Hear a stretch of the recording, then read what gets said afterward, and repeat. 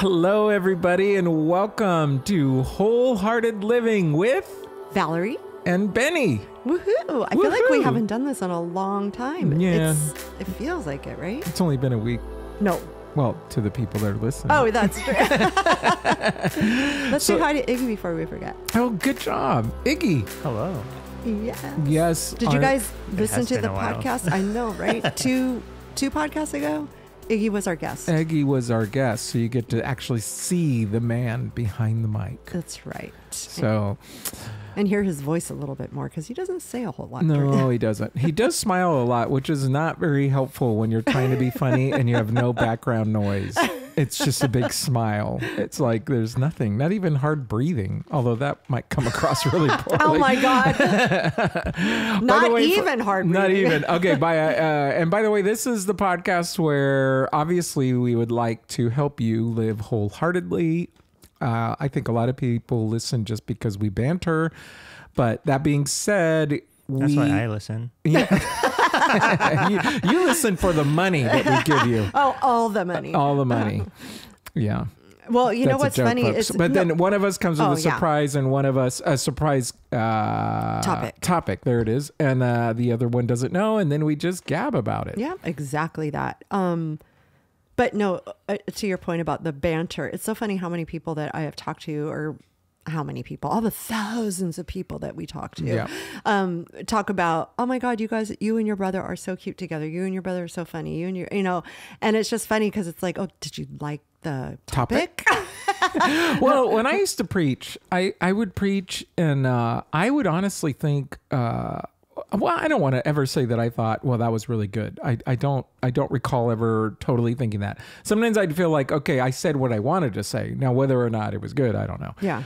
But I'm always hoping that it's going to make a difference in a person's marriage or their life or whatever. Mm-hmm, mm-hmm. And then I would go and they go, you're so funny. Yeah. And I would go, yep, that's what I was shooting for. It's funny that you say that because the pastor at our church, Kings Harbor, I think when you went that one Sunday, it was like a substitute pastor. Yeah, right. Okay. He reminds me of you so much. His posture, just how he carries himself. He's funny. So there's so much about him. I would love for you just to go one day and just hear him preach. Cause I would be curious to hear you later tell me, yep, that's me. But it's just funny because we will walk away and Peter and I are just like, for a couple minutes, like, how did you like it? What did you think of it? And it's like 9 times out of 10, like, oh my God, he is so funny. He's so quick-witted. And it's like, but he does give a great message. Don't get me wrong. Well, that's what's funny is that everybody would always say that to me. And then I would people would occasionally tell me about how it impacted them, but it shocked me. Well, I don't know if the right word shocked me. The other thing that shocks me about sermons that's weird is there's certain things that you say and you think, this is going to get them. This is it. And then they come back and they say, man, that was amazing when you talked about the lemon. And I'm like, I think lemon? I think our pastor has even said at one point, he just looks and he goes, yeah, you can amen to that. Like he thought that was going to be, and then there's something so random that he'd say and people are like, yeah, or amen, or starts clapping or whatever. And he's like, oh, okay. Okay. It's so amazing how people will go, oh, that really hit me. Yeah. And I'm like going, what did I say? Right. I'm going to have to listen to the recording. It was pretty good. No, it's interesting what people say. And then the other thing that's very interesting. So it's really great, honestly, to be a guest speaker because you're fresh. So, and people don't know you. And sometimes it's a hit and miss thing because sometimes a guest one is like horrible because they don't fit the DNA, the culture or whatever. Right. And so it's like awkward. Yeah. And then there's other times, which has happened to me. And then there's other times where it's like, wow. But what's fascinating to me is sometimes I'd invite a guest person to come in and I would hear their sermon and say, well, I preached that 12 times over the last several years or whatever it is. And then everybody comes up to me and says, oh my gosh, that was so amazing. Yeah. And I'm like, I hate you. Yeah. Because it's Weren't you listening to me? I've said that so many times. That's so funny. I did not know that But Jesus you know what? loved me. I think it hits differently when you hear it fresh from someone else. Exactly. Even if they took it in when you said it, it's like no, that's the whole point. And it depends on your circumstances for the day, for the week, or whatever. Yes, and it's just, for sure. Yeah. No, and that's why I say it's kind of fun if you get the audience. It's great because you make an impact. Even if the dude preached it last week, honestly, it's like they never heard it. Right. It's like because you're just a different voice. Yeah. But it sounds like I wouldn't work out at Kings Harbor because they'd just go, did he get, do something to his hair? Yeah. Well, he's bald. Oh. He's bald. And he has a little, wait, does he have facial hair? Yeah, he does have facial hair. He just reminds me of you. He has, like, do you notice that you have high shoulders? No. Oh, he has high shoulders, and you. I don't even know what that means. High shoulders? Like you mean Melly Griffith, and when she put little pads in? No. Like, you know how some people they have relaxed shoulders, so they're kind of just down. You kind of carry your shoulders a little high. Oh, like broad? Like I'm a total stud? Buff? Yes, you walk around like this. Well, what's the difference between broad shoulders and high? Or maybe it's just that you don't have a neck, so your shoulders are high. I don't know. Okay. I can't explain it. You just kind of, your shoulders are just a little high. I can't explain it. Okay. Well, I am explaining it. That's can you tell me the difference between broad and high? Oh, broad is this way. Broad is width. High goes, they're just a little high. Okay. Yeah. I do know shoulders so Iggy's shoulders, are they high? No, he's got relaxed shoulders. Oh. Trinity would disagree with that. Well, they're not. They're like this. They're not like that. They're just relaxed. I feel like they are. Oh, see? I don't know. Maybe it is. Maybe it's just the way you hold your head. Like your head is. It's just. I can't explain it. I just. Like right but he now, has the same thing. Right now, I haven't moved my shoulders, but if. Like I can still. Oh, you still can break them down. Yeah, you're right. You're right. Okay. Anyway. Well, I do know the people that have that more like a hanger look, where it kind of goes whoop like that. So I guess I don't necessarily have that, but I am. This is a really stupid conversation. I know, but let me tell you something. Excuse me. Okay, go ahead. That's great. I was trying to talk and swallow at the same time. You're gonna have to fix this. Apparently, Benny has no neck. Now Valerie has no voice. No voice. So, really quickly, I want to tell you guys that Iggy, how much you want to bet it's not going to be really It's quick? not. I never can tell a short story. Yeah, because she always says long story short. She's not going to lie. Okay, go ahead. Not going to lie, I can't tell a short story. No, we did a dance today at school. We did the teachers, the staff, did a dance for two of the teachers that are retiring. And so... Does that mean today was last day of school? No, next Wednesday, but today was our last assembly. Oh, okay. So as a surprise, we, for a couple of weeks, went into, on our lunch break, would go into a room and practice this dance. We never all practiced it all together because not everybody has the same lunch hour. Not everybody could go at lunch because we had different things that we had to do. So whenever we can go in the room, there was that handful of people practicing this dance.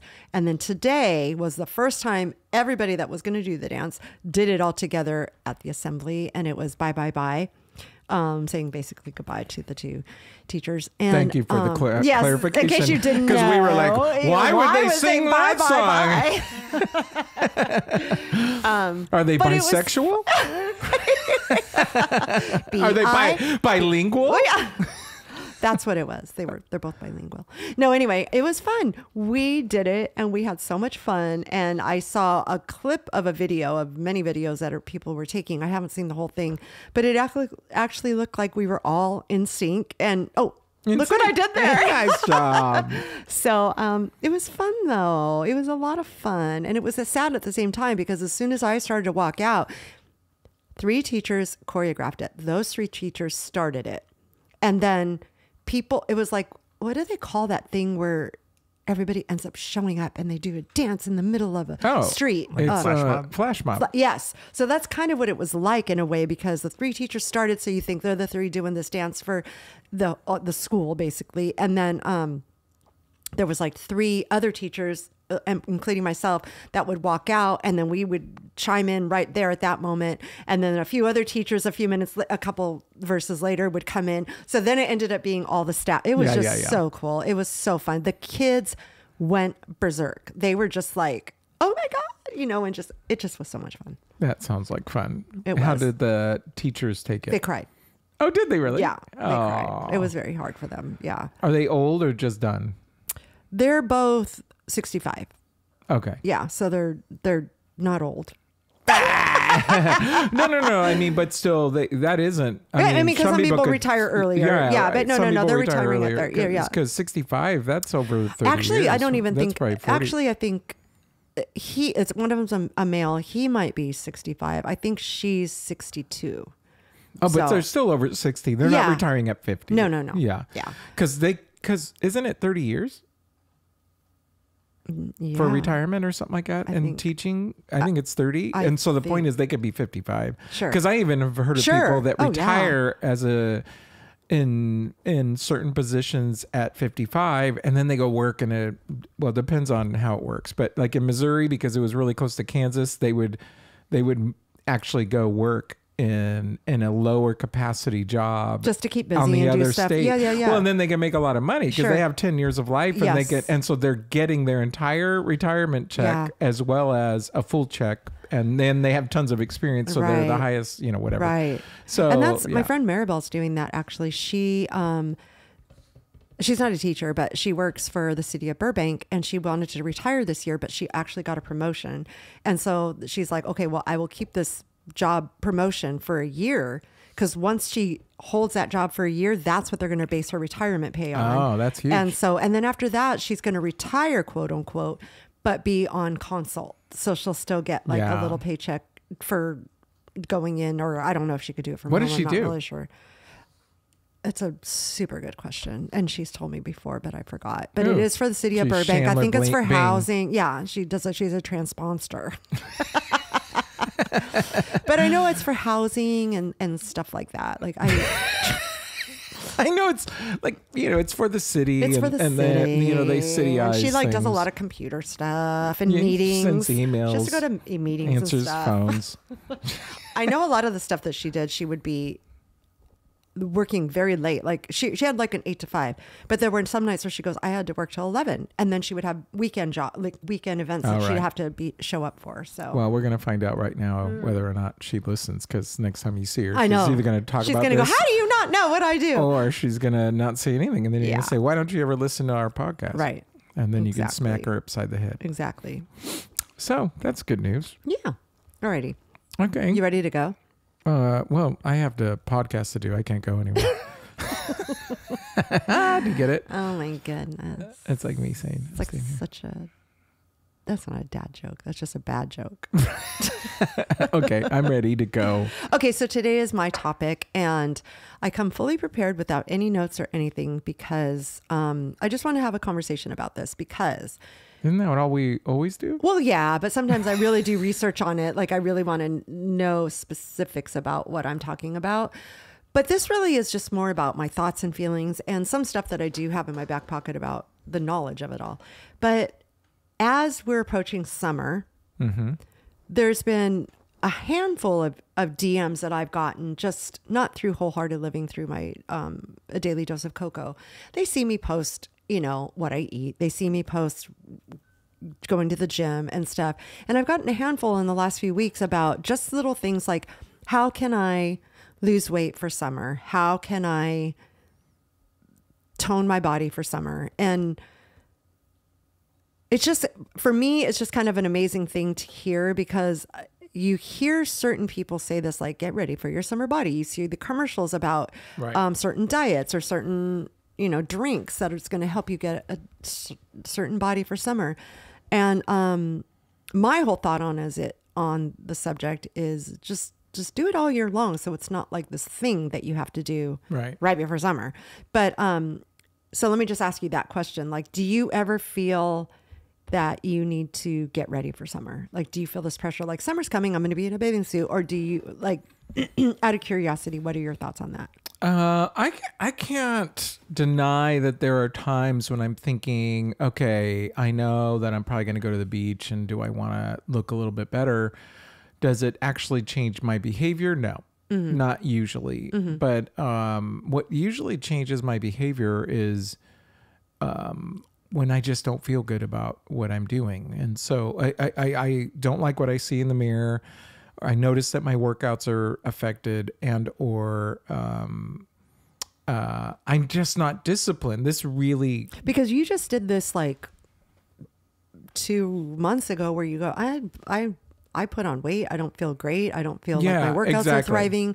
And you just kind of honed in on your nutrition. Yeah, totally. 100%. And you know, we've discussed it at not as como se dice ad nauseam. How do you say that when you at length whatever about the fact that I don't have any issue working out, although I do have days when I don't have great workouts, but I still do something. I every day, and I don't even include 3 miles of walking. That's not even a workout for me. That's like just time alone, right?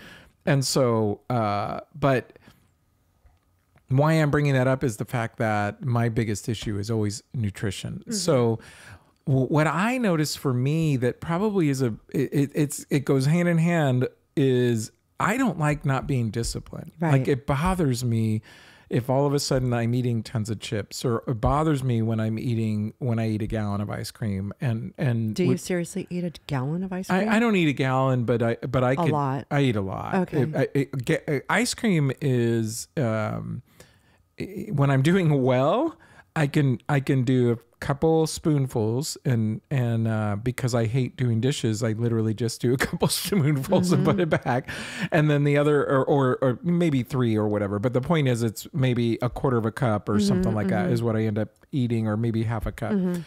That would be major success, but it doesn't take anything for me to eat. Okay, so that's tip number 1 that I'm going to say right now, because this was on my this was on my head to just bring up. This is what I've told a few other people. Tip number 1 is do not open up a bag of chips and sit with the bag of chips. No, you're absolutely right. Do not open the ice cream and sit with the gallon of ice cream. Right. Like, put it in a bowl, put your chips or your nuts or whatever it is that you're eating in a little container, a little bowl, and eat it from that. Yeah. And 9 times out of 10, it's going to be satiating. You're going to be fine. You don't need to get back up and go. The problem with ice cream for me is I just go back for 4 or 5 times. and so it's like, so for me, it's like, but your question is great, because I agree with you wholeheartedly that it is important to put it on your plate, because if you don't, you really just don't recognize how much you're eating. But what I end up doing is I actually I still eat chips occasionally, but I count them, because and so what I do when I'm really being strict, so I could remember what is okay to eat, I actually track my food, like use a computer app. That was my other point, is tracking is huge for results. It's such a big deal to track, because it's fascinating how you could think that you're doing, and then something I'm doing differently this time. So I've mentioned this before. We don't get any money from them, but I use Noom, and what they do is, I don't know how they do it, but nevertheless, there's calories that are inside there, but they do yellow, green, red. None of them you can't do. You could do all of them. It's just that there's a certain amount of calories for each section. Right. And there's a lot more calories, for instance, for green than there is for red. Oh. Because green would be like vegetables and stuff like that. And so, in other words, they don't want you sitting there eating like a boatload of carbs and stuff like this. Yeah. So, because that would be in the red section. Right. Chicken, things like that are in the yellow. So yellow has a bigger section than red. But nothing is off limits. Yeah, nothing is off limits. It's just saying. And then the other thing that I used to do with Noom was I just looked at the total calories, and so I usually end up about 1,800 to 2,200 a day is what I need. And see, okay, so let me just. I want to just kind of make sure I touch the points that I want to touch. Yeah, go for it. The thing about calories is what we need to do as a person is get your total daily expenditure that you're going to need just to survive, like just to wake up and get a full day in of whatever you're doing, working, being a stay-at-home mom, whatever it is that you do. You need to find out how many calories you need to survive for the day. Right. So let's just say, as a blanket number, I'm not saying that this is a number for anybody in particular, not even myself. Let's just say that 1,500 calories is what you need to survive for the day. Right. Because you put all of your information in, and it tells you in one of these apps, like you can just Google TDEE and it'll tons of stuff will come up, and then you can put in what you do daily for activity, whatever it is that you do. Then it goes on to ask you more questions. It's like, well, do you actually work out in a gym? Do you do cardio? Do you do strength training? And then it adds in more calories for yourself. That's right. Okay. Well, now, what's great with a lot of the apps, wait, to, I got to tell you this. What's great with a lot of these apps is you do the first thing that you said. So I'm not done. What's your daily routine? No. You do what you say, everything that you just said. What's great with like a Noom app is because it's tied to my watch and everything like that, it automatically tells me how many more calories I can do for the day. That's nice. Just for that day. Yeah. So that's all I was going to say is some of these new apps will actually tie to your activity thing, and then it'll actually tell you, okay, your daily is 1,500, let's say. I think mine's like 1,650 or something like that. That's so low. And then maybe it's more, 17. I don't remember. I don't really pay attention to the number. I pay attention to where I am in relation to the number. But I know that by the end of the day, I'm usually at around 1,900 to some. That's the basic. And they usually say, hey, if you want to lose weight, you want to be between 19 and 22. Well, that's what I was just going to say. So now that you've plugged in all your information, it's telling you how many calories you should have for a day. Now it's asking you, what is your goal? Do you want to lose weight? Do you want to build more muscle? Do you want this, that, and the other? And it will literally tell you, okay, you need to cut. You need to cut out 300 calories for X amount of weight loss or whatever it is. And so that is just your baseline. And that's, I know we talked about this before, and I've said this to many people, that you can't outrun a fork. So you can go run 6 miles a day, but if you're eating an excess of 3,000, 4,000 calories per day, which by the way, that's what Olympic athletes do, isn't coming from nutrition. Like sometimes people are just eating crap. You're not going to lose weight. Right. No. And because of the exercise. And I understand, like Noom tells you nothing's off limit. I get it. And I would never want to say that you should deprive yourself of something just because. If it falls in the caloric range and you feel like having that donut, have the donut. But you also have to remember certain foods bring you inflammation. Certain foods don't make you feel good. Right. So if you're not feeling good, do you feel like going to the gym? Do you feel like taking that walk? Do you feel like, whatever. And if it's bringing you inflammation, then you're also putting your body under stress. So you may not start seeing results way you want to see the results. And this is another thing that I was trying to get at, is what I was going to say, at least regarding Noom. I mean, there's a gazillion of them out there, right? But one of the things that I really try to pay attention to now is, because in the past, I've done this, I've only paid attention to the total. So it's 1,800. So, okay, if I'm in 1,800, that's fine. But see, if 1,000 of that is ice cream, then that's not helpful. Exactly. And so it's like, you really got to look at the green, yellow, red and go, I'm, right at red already. So now, yes, I'm hungry. And yes, I have 200 more calories, but I need to do vegetables. I need to do something like that because and you have to remember that food isn't just about like weight loss or maintaining it's about feeling good. You're feeding your brain. There's so many different things that you have to think about.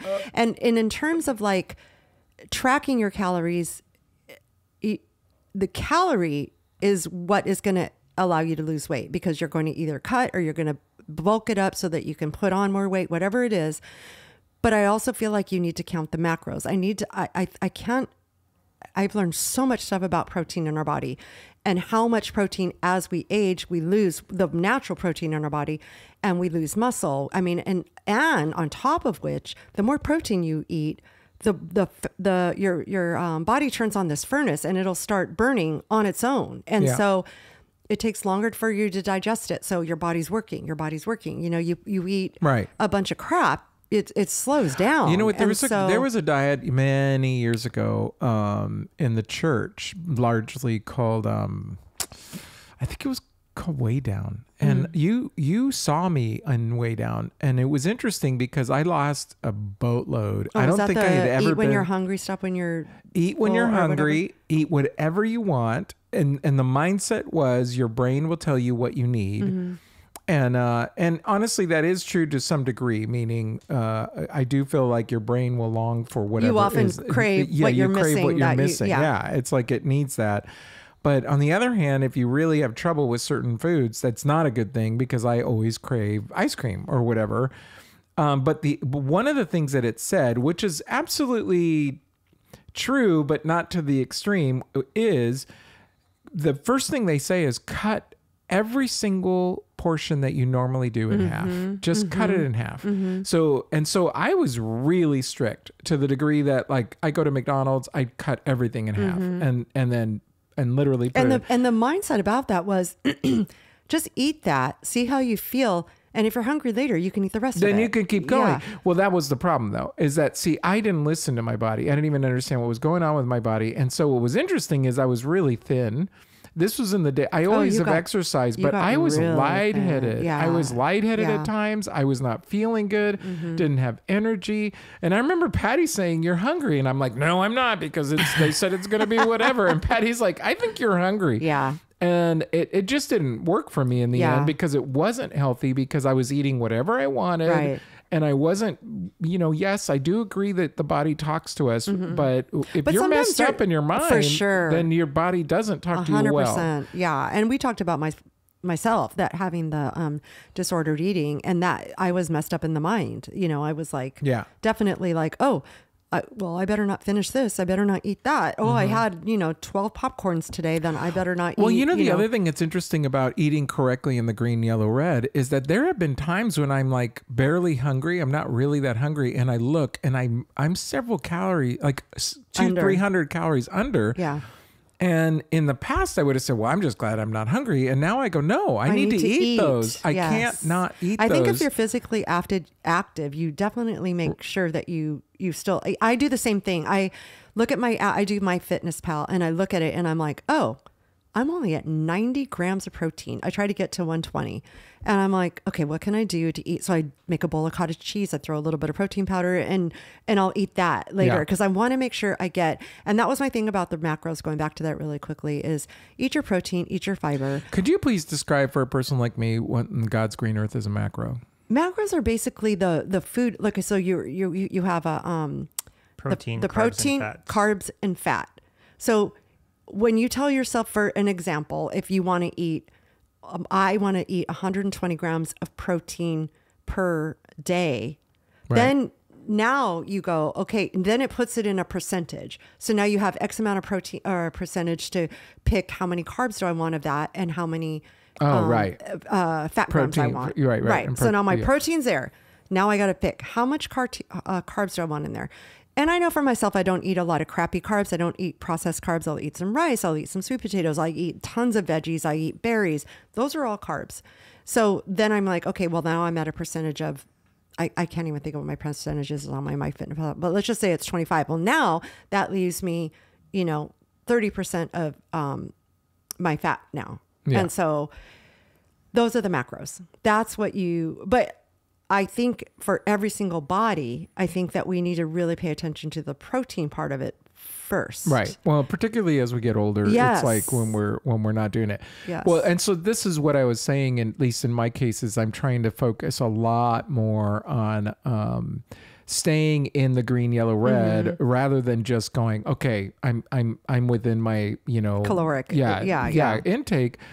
That was good. And that's better than the alternative, which was I just don't care and I'm going to eat whatever I want. Right. And I don't know what happens to my little brain, but every once in a while I just all of a sudden don't think about it anymore. And then the next thing you know, I'm not happy with the way I'm working out, or the way I look, or my pants don't fit the same way, or whatever. And it bothers me. Or it bothers me when I put a shirt on and I'm thinking I need my bro. You need a bra. And so, Patty, do you have a bra I can borrow? Yeah. No, I think the reason I want to bring this up is because I really feel like it ties into wholehearted living, because I think that so many people try to do things for an event. They try to do things for summer. There's a goal for a certain thing. And I think that's fine if that's going to a wedding. I think it's going to kickstart you, and it could take you in a direction, but then what happens later? And I feel like we need to be the healthiest. We're the only body. This is the only body we get. And we need to be the healthiest version of ourselves for longevity, not just to look good in a bathing suit, not just to, and I think that's when I turned my corner of eating to be a size 3 to eating so that I can still jump up off the ground if I need to having the energy to last my whole day, to be able to work out in a gym, you know. And so this is what catapulted this whole conversation. The few messages I got over the last 2 weeks, and then practicing for this dance, there was a few of the teachers were like, there's one part of the dance where you jump, and you, what do they call it? You turn and jump, right? And then you bow. And they were like, how are you jumping? I can't even get my feet off the ground. And so it's like, and they're younger than I am, you know? And it's like, so, you know, you may not ever want to jump. I don't care if you jump, but the fact that they don't, And no, I think I'm saddened when I can see families or people and the kids are running around and the parents can't play with them. They literally can't. Yeah.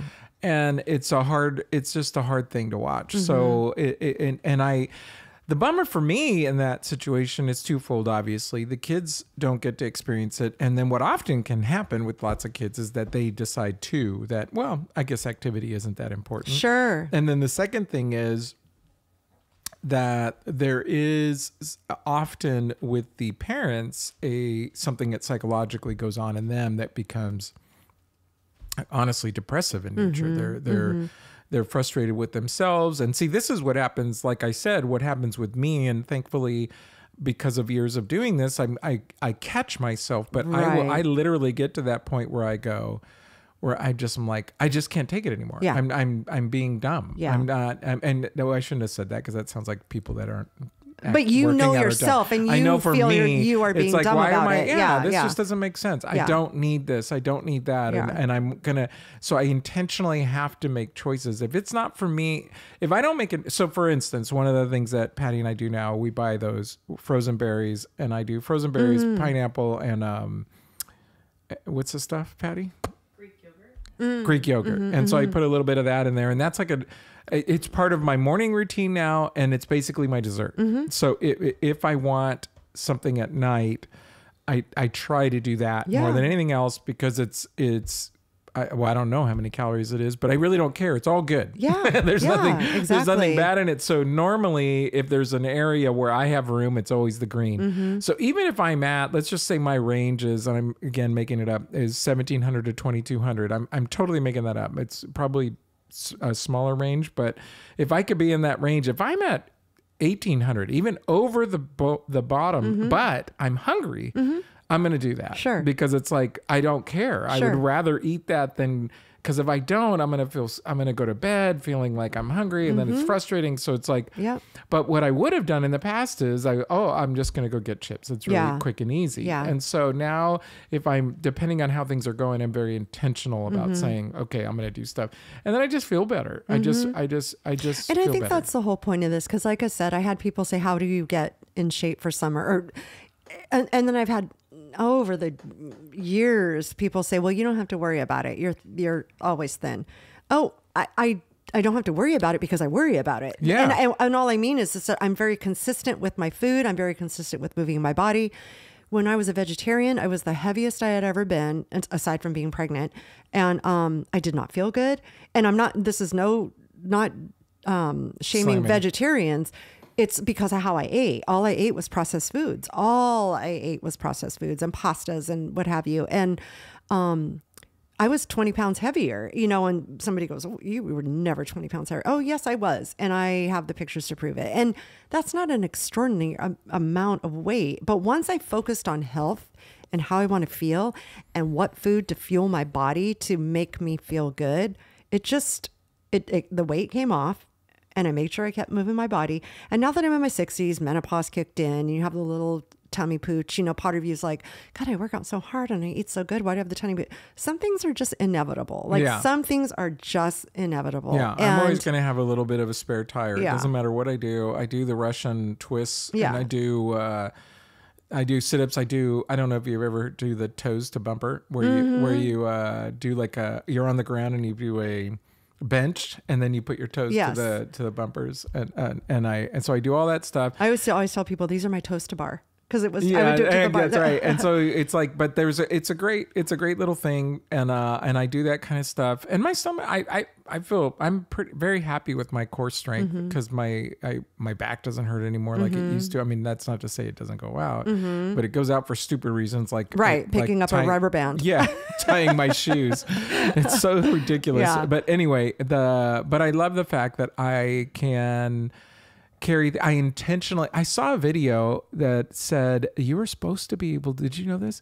You're supposed to be able to carry in each hand your weight for 1 minute walking. Now, I couldn't do that. Now, I couldn't. In each hand. So I'm supposed to carry 120 pounds in this hand. So 240 pounds I'm supposed to carry.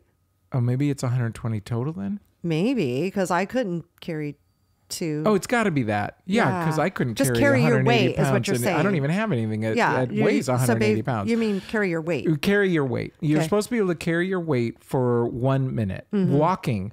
And then one of the things, and they talk about it because it was grip strength. But then some people say, well, I do those little springy things, or I squeeze a ball. But then he said, no, but there's something to be said about you walking because then that helps your core. That helps you. Peter he started doing, I'm sorry to interrupt you. I'm sorry. Finish.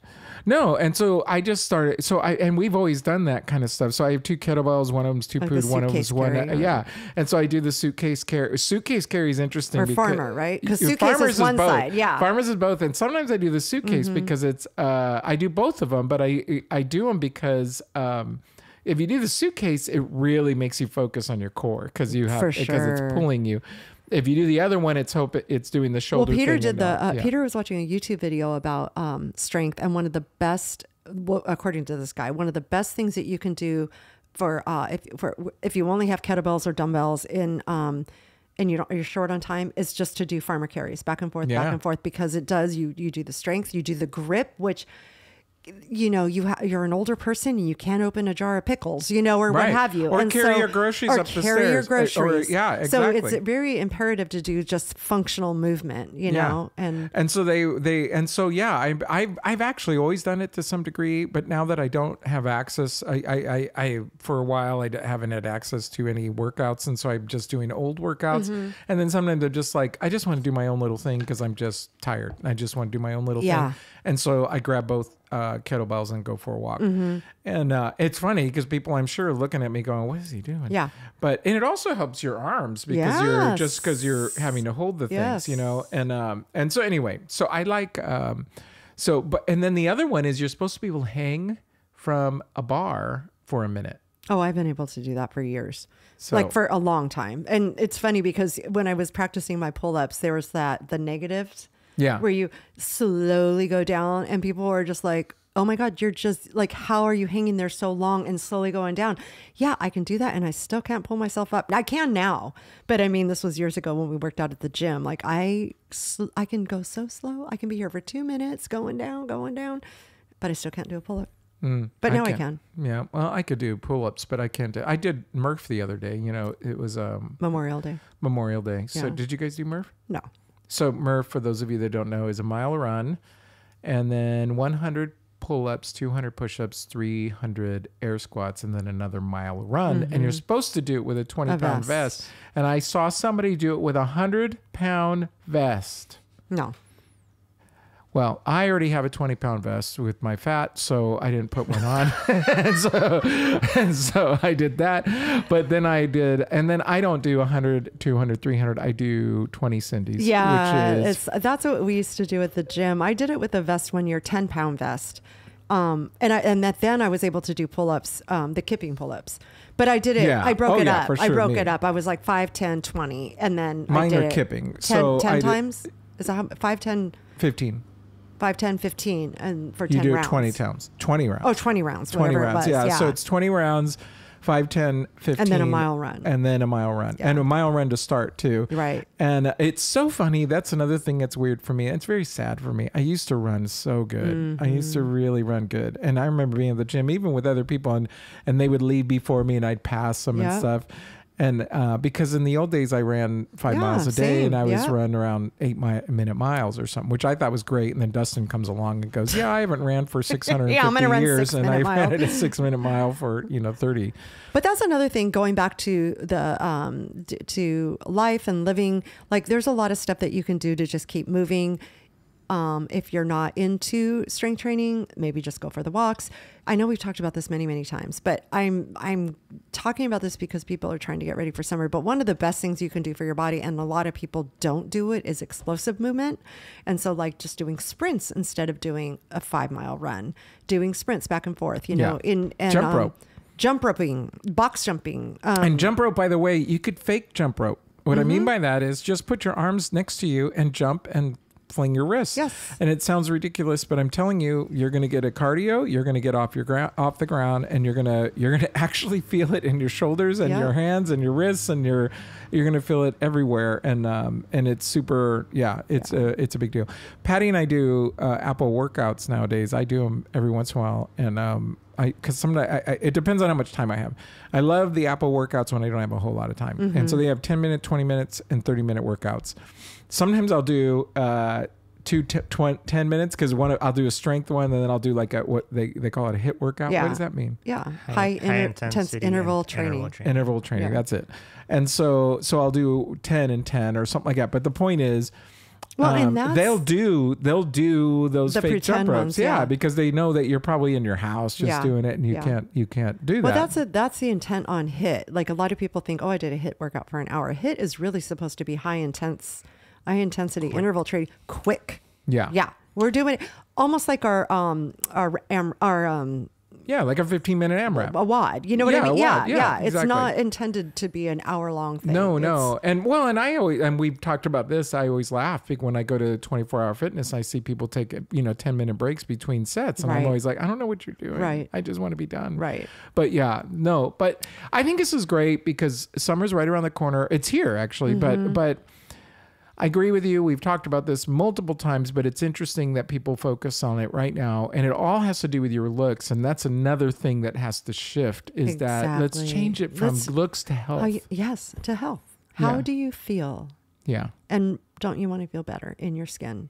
And be comfortable with whoever you are healthy, Exactly. because you're probably not going to look like well, Brad and that's Pitt. the other thing. Do not compare yourself to somebody else. I want that body.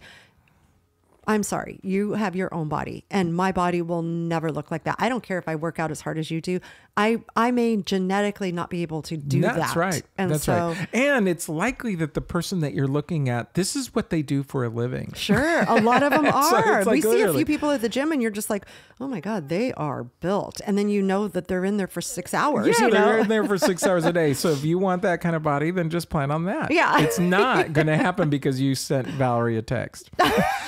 And she goes, oh, well, just watch your carbs. Yeah. No, but also keep in mind, and I know I've said this before, you can't outrun a fork. You can't out a fart, Can't everybody. outrun a fart. If it comes, it comes. No, and the abs are made in the kitchen. What you're putting They're also into lost in the kitchen. They're also lost in the kitchen. So if you want to find them, just make sure you're eating nutritionally sound foods without depriving yourself. But just make sure your treats are treats. They're not a And I think that part of your diet. You didn't emphasize this, but I would really emphasize track your food, folks. And hopefully, I'm so Yeah. glad you said that, because that is the main goal of what I've been trying to talk to people about. Tracking is essential. it's so easy. You have no to idea underestimate how many or overestimate calories- what you've done. How many people drink their calories? Oh gosh, yeah. So, and you're just like, Especially oh my gosh, if you're a soda drinker. 100%. I mean, even just soda drinker, yes. yeah. And you're like, oh, I just drank half of my calories for the day, and then you decide to have a bag of chips. Or Now- Starbucks drink. Oh, my goodness. I had a what's the frozen one called? Frappuccino. A frappuccino. I had a frappuccino. Well, that is 2 McDonald's meals. seriously, Yeah. it's insane. Double from In-N-Out is like half your calories. Oh the yeah, day. it is a double, so that's why. So that's why when you track it, even if you're just, it takes time, it takes dedication, it takes consistent work. But at the end of the day, you're looking at it going, oh, I didn't know that I was already at 1600. That's what right. the heck happened? And now you know how to just, go accordingly. Okay, well, tomorrow I'm going to do this instead of that. And it helps you make the right decisions because you go, damn, I'm not going to eat that In-N-Out burger because I would rather eat the rest of the day. Exactly. Well, and for me, I know what I'm eating the next day because I pack my lunch for the next day. I know what I'm having for breakfast. So I immediately start logging, and then most of my day's already there. So I know, for dinner, I get 650 calories. Do you know what I mean? Right. So, yeah. Anyway, what were you going to say, Iggy? When I track my food, I plan the whole day out the day before. See? So then before I go to bed, I log in. This is what my breakfast is going to be. This is lunch and this is dinner. So smart. If I have any snacks, log that in. Yeah. Very and then, smart. so when I wake up tomorrow, I don't have to worry about, am I going to fit the budget today? I just have That's to make really what's on the good. list. Huge. That's really smart. Very good. Yeah. Nice. Yeah. Well, I hope that this was a good subject for you folks. I do and too. I do appreciated it. I actually am going to think about the macro thing. So, because that's a big, to me, I don't do that very well. So macro versus. I would love to see on your micro. Noom if it shows you do you log your food or you just are looking at it? No, I log it. So I wonder if it does show you in some place how much protein you're getting per day and what have I will. you. I'll show you when we're offline. Okay. Well, thanks for being here, you guys. We appreciate you tuning in. You can find us at wholehearted_living_podcast on Instagram. And if you're listening to us on Spotify, thank you. If you're looking at us on YouTube, thank you. And we're glad you're here. All right. Well, thanks for that, Benny. I really appreciate your topic. Oh, it was you actually. Oh, Thank you, Iggy. Thank you for keeping us. Iggy, It was my topic. Thank you for keeping us in sound, Valerie. Always. Thank you so. That was an amazing topic. This is going to blow That's what I was my waiting mind. for. Man, I'm never ever going to forget the fart line. Just like the sermons. See? Oh, there we go. All right, you I guys. thought Benny was going to walk away with, I have no neck. I know. That was a good one. I was funny. Looking. All right, you guys. We'll chat with you next time. Bye. Ciao.